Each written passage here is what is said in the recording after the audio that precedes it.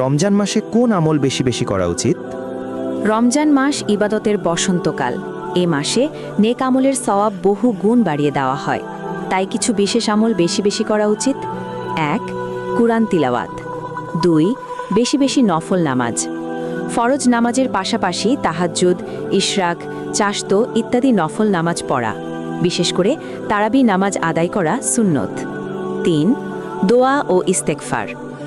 রমজান দোয়া কবুলের মাস, বেশি বেশি পড়ুন আস্তাগফিরুল্লাহ, সুবহানাল্লাহ, আলহামদুলিল্লাহ, আল্লাহু আকবার।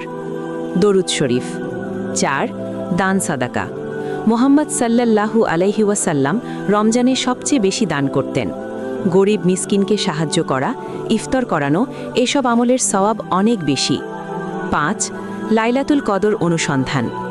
রমজানের শেষ দশকে ইবাদাতে বেশি মনোযোগ দেওয়া উচিত। ৬. আত্মশুদ্ধি